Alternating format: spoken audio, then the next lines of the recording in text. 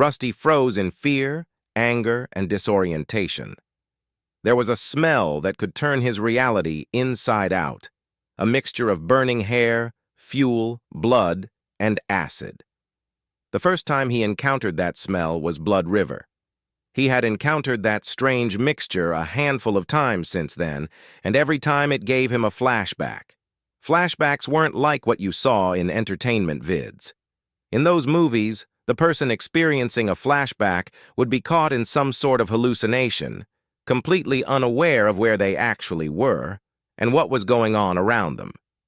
A flashback was more like having an extremely vivid nightmare that you were trying to wake up from, where you could see and hear where you actually were, but you felt as though you were back in the bad place where the bad things were happening. Rusty had heard that smells were the strongest triggers of flashbacks, and from his experience, that was absolutely true. The hallway of the ship, Nogala, was completely safe, and yet he still felt the rage and terror from Blood River. It was times like this when he really understood why so many of his fellow veterans were substance addicts, and why he had left human territory never to return. Rusty had been a Terra Marine. Those who have never been in the Marines did not understand the saying, "Once a Marine, always a Marine." But those who had become Terra Marines understood it all too well.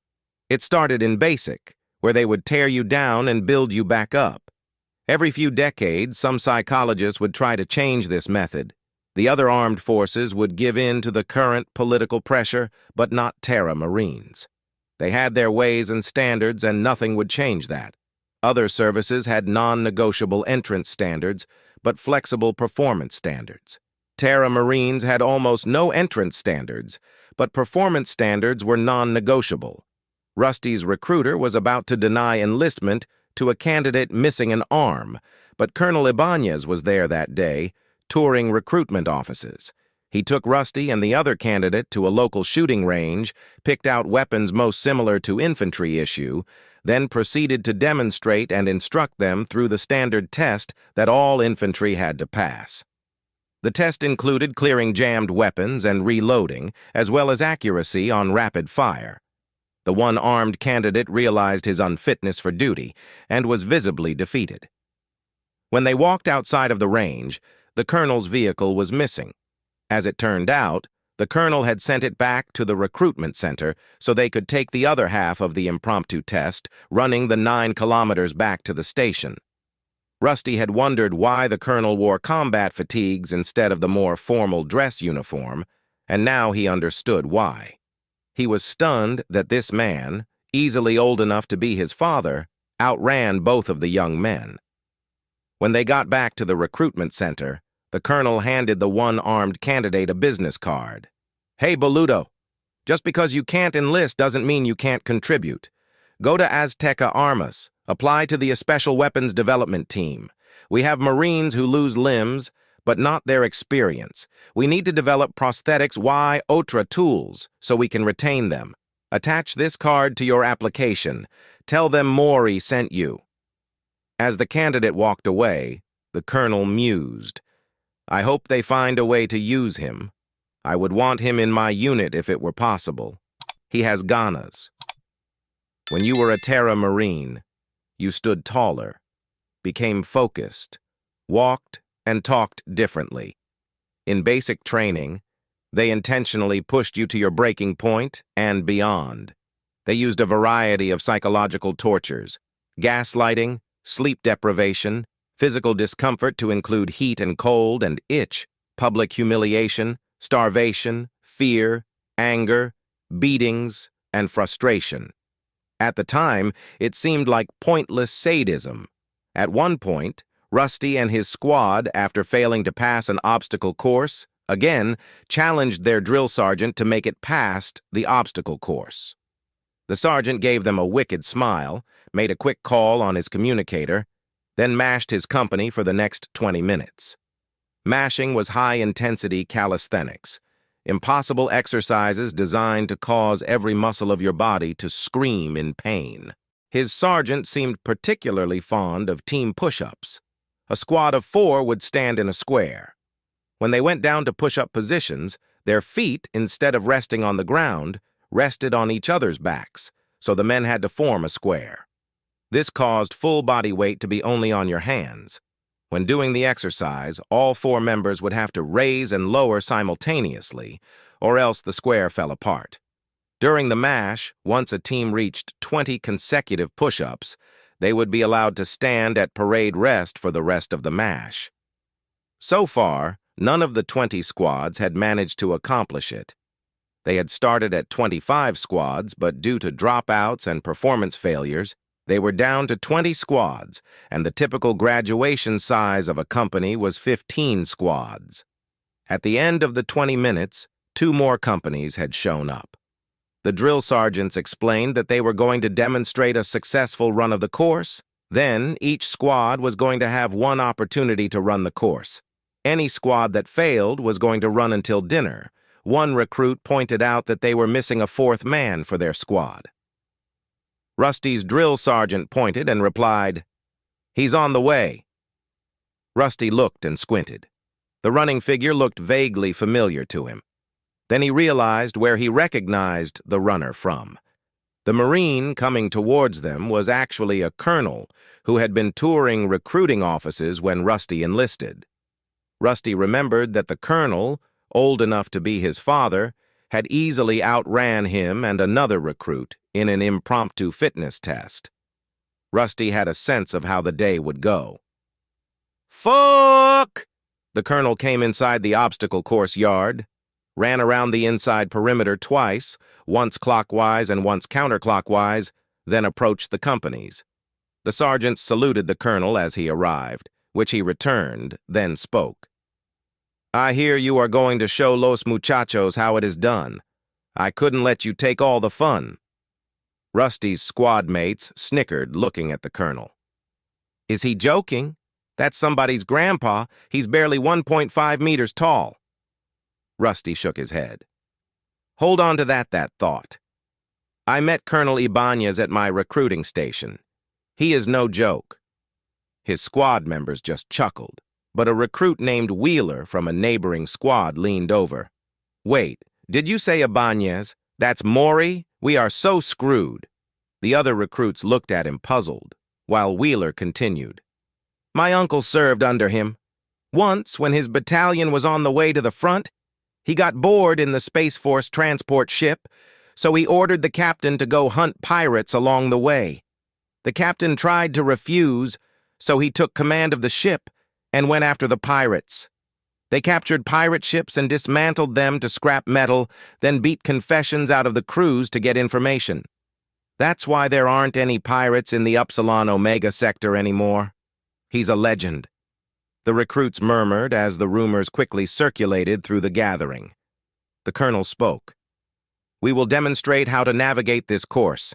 Then each of the 4 of us will choose 3 recruits and lead a team through the course." He paused, looking around. "Mi esposa, an Earth Force nurse, has a saying, 'See one, do one, teach one.' Today you will learn this. When your squad completes the course, the leader will go to rest, and the other 3 will form a squad to teach others. If your squad fails, you will run outside the perimeter of the course. At the end of the lap, you will try again. You will continue otra vez, until you succeed. Then the leader may rest, and the others will go teach. Esta dia, you have opportunity to learn leadership and teamwork. Make the most of it." The recruits watched the sergeants and colonel fly through the course in record time. Rusty noted how they worked in a completely integrated way, using teamwork and leveraging group weight to overcome obstacles. Rusty's mouth was actually hanging open as his brain disassembled the performances of the seasoned Marines and the recruit squads, realizing all the mistakes recruits had made. After the sergeants and colonel were done, they walked through the ranks, selecting members for their new squads. The colonel recognized Rusty. "You, Hauser, we have met before. I remember. Venice Asa." He waved Rusty over. "I want 2 others, not from your squad. Any volunteers?" Wheeler hesitantly raised his hand. Maury waved him over. He squinted at the recruit for a moment. "Wheeler, You seem familiar. Do you have familia in the Marines? Wheeler nodded. Yes, sir. My uncle.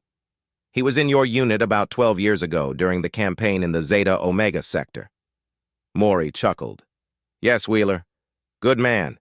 It is because of him that we were able to stop those pirates. Wheeler stared at him in shock. Then the story is true? The colonel clapped him on the shoulder. See, you have legacy. I am confident that you will make him proud. After the fourth recruit joined them, the colonel had them walk the inside perimeter of the course, pointing out features and deliberate handholds and routes. Ibanez explained to them that he had run the 2 inside laps when he arrived in order to get a look at the course. The recruits were even more amazed. Rusty asked, Sir, how were you able to see all that while you were running? Colonel Ibanez answered, I did not at the time. However, I know that your sargentos are quite familiar with this course. That is why I followed their lead. The recruit's eyes widened. He continued, Leadership is not just giving orders. Anyone can do that, even bossy small children. Leadership is making the best team and accomplishing the mission. True leaders serve their men by doing what is best for them and the mission. The colonel's squad finished the course the first time through. After, the 3 recruits went to choose squads. Rusty and Wheeler both walked their way through the course with their squads, then successively completed it first time through. The 3rd recruit skipped the walkthrough, so his squad had to run. On their second try, the 3rd recruit walked his squad through first, then they were able to complete the course on the next try. Some recruits, noting the success, began walking the course before being selected for squads. At the end of his squad's successful run-through, Rusty was bent over panting to catch his breath. When he straightened, instead of going over to the rest area, he went to where recruits were waiting to try the course. The colonel joined him on the way. Where are you going, Hauser? Rusty replied. To get another squad, sir. Since I know the course, I can lead them through. The colonel gave a small smile. Por qué? You could rest instead. Rusty cupped his crotch for a moment. Because I have Ganas. Colonel Ibanez burst out laughing. Obviously you speak no Spanish at all besides the menu at Don Perito. He pointed to Rusty's groin. Those are huevos. Ganas is desire, fire in the heart. See, you have Ganas. Rusty had spent the rest of the day leading more squads through the course. Wheeler spent most of the day at the rest area, passing gossip stories about the legendary Maury. That was the day that Rusty felt like he actually became a Marine. He had even go so far as to join the Templars, a religious group that was dedicated to God through military service. He became an initiate, eagerly awaiting his first battle so he could become a knight. He had served in a couple units under Maury's command, participating in minor skirmishes against hostile aliens. Then he was assigned to a task force that was dealing with domestic terrorists. These terrorists were fanatics, attacking civilians, taking hostages, and using hostages and civilians as human shields. Attempts at negotiations had been unsuccessful, since terrorists would only accept unconditional surrender and demanded annexation of regions to their authority. Regular Earth Force soldiers were at a complete stalemate against the terrorists, so the Terra Marines were called in. The siege had been going on for months, with constant civilian and hostage casualties. The Marines' orders were clear. The situation was to be resolved by any means necessary in 10 days. If there was any resistance left, then all enemy-controlled areas would be glassed, regardless of civilians or hostages present. Rusty's platoon was pinned down by enemy fire coming from a school. Rusty and 3 others formed a squad, using cover fire from the rest of the platoon to sneak over to the school. Using their power armor, they climbed up the building, launched explosives into the classrooms where terrorists were shooting out of, and then burst in like furies of vengeance from ancient legends. When Rusty burst through the window into a classroom, that was when he smelled it. Death. The fuel and acid were from supplies in the classroom. This had been a chemistry classroom where students had used burners and acid to learn about the composition of matter. The burning hair was from terrorists who had been incinerated by the blast. But the blood that came from the children who had been held in an adjacent the room by the terrorists in order to be human shields against retaliation. The Marines were sickened and outraged as they saw knife wounds on the children, realizing that the terrorists had killed the children before the firefight.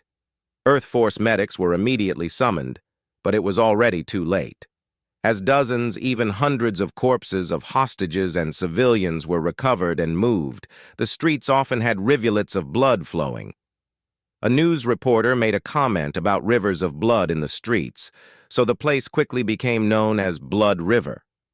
Due to risk of disease, the people were cataloged and identified as quickly as possible, then bodies sent to be incinerated.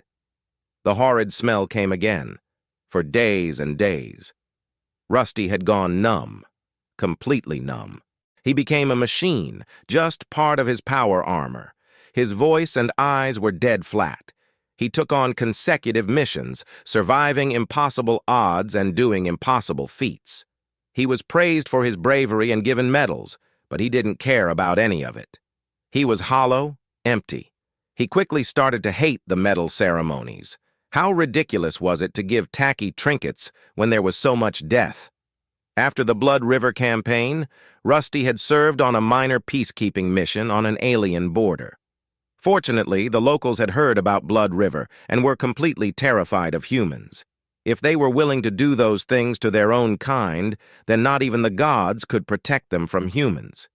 Because the mere sight of Earth Force personnel was enough to quell any threat, the assigned Marines were left with not much to do.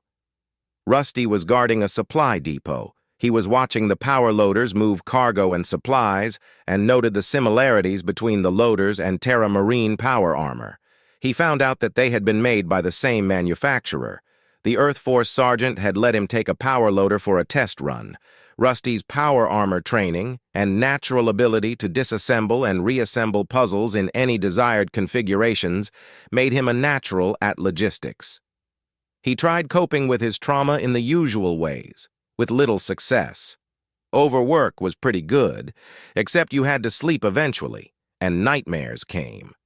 Intoxicating substances made him sick. Women quickly noticed that he was dead inside, so they would start avoiding him. He tried extreme sports but got annoyed by arrogant punks who thought that these juvenile stunts made them apex predators and warriors. He lost all zeal for the Templars. The thought of going to services or participating in rituals was a heavy burden. It was a relief when he just simply stopped. Out of desperation, he had even tried using military mental health services. Still nothing. It seemed like they just wanted to endlessly regurgitate his story, then toss him handfuls of pills and pithy slogans and declare him cured. Rusty was really starting to hate people. Then he went on leave and took an alien transport. Everything was weird. There was almost nothing familiar. The people were all sorts of creatures, with different cultures and societies. The art, music, food, entertainment, even furniture were so different that Rusty didn't have time to think about the past. Leave on Earth had been a nightmare. Again, constant reminders of Blood River. But when he took another alien transport back to his unit, he found the distractions again. That's when he made up his mind. When he arrived back at his unit, he put in a request for an immediate transfer to an Earth Force Logistics Command. His commanding officer had refused the transfer, but agreed to let him work with the local logistics unit. The unit's efficiency increased dramatically, partially from having a talented workaholic in Rusty, and partially from having a battle-hardened veteran like Rusty, who could intimidate the laziest malcontent with a stare. At one point, Rusty had an unexpected visitor. Colonel Ibanez was bringing in reinforcements to the local peacekeeping garrison, which was propaganda verbiage for suppressing local insurgents who didn't cooperate with the puppet government EarthGov had instituted. He had gotten a message that the colonel wanted to meet with him in the chapel right after lunch. Rusty walked in apprehensively. He saw the colonel kneeling and praying before the altar. Rusty sat down in a pew. After a few minutes, Ibanez finished his prayer and sat down in the same pew as Rusty.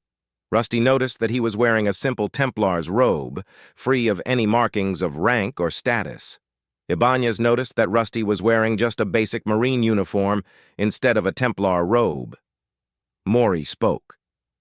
"It is good to see you again, Hauser. Your commanding officer asked me to speak to you. He says you are one of his finest Marines, and yet you wish to quit. I have also heard that you may withdraw from the Templars. Please, speak freely. We are brothers before God." Rusty breathed a sigh of relief. The colonel spoke to him quietly, not the forceful diatribe that he anticipated. "Yes, sir." Ibanez held up a hand. "Brother, por favor, continue." Rusty took a breath and gathered his thoughts. "Yes, brother. I was at Blood River. I saw that place." Rusty suddenly felt overwhelmed and his voice died. Ibanez gently put a hand on his shoulder.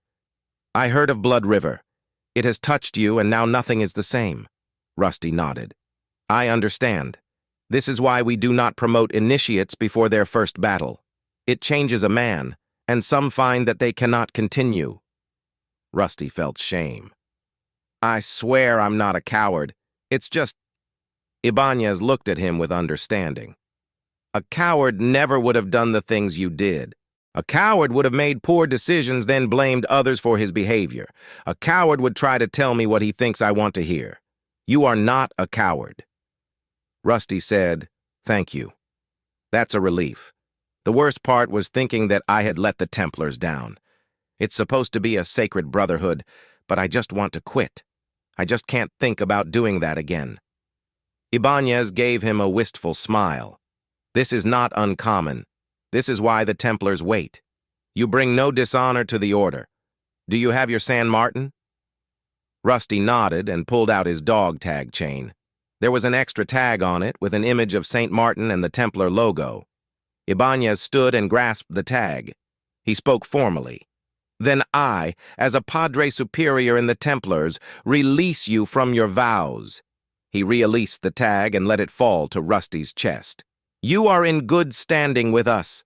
You are welcome to return if you wish." Rusty thanked him. Ibanez continued. "I hear you only have a few months left of your enlistment. I will speak to your commanding officer to have you stay here. The last audit did not go favorably. I hear you keep order among the Space Force cucarachas, so things are better." Está bien Rusty had finished his enlistment with the Terra Marines, working logistics and discovering aptitudes he didn't know he had. After his enlistment was up, he had gone home to Earth to live with his ailing grandfather. The tough old bastard still worked 12 hours a day on the farm. He suddenly dropped dead one day from a surprise heart attack in the middle of refurbishing a fence. Rusty, in his grief, had finished the fence because nothing irritated a farmer more than neglecting chores. Rusty sold the farm to a nice young homesteading family, then left Earth forever. That is how he came to the Nogala, a Denari ship. He had gotten work as a logistics specialist. Some aliens he made friends with, others not so much. Rusty was sitting on the floor of the passageway in the ship, doing his paced breathing, trying to ground back into his present reality from the flashback. That's when one of his alien friends found him.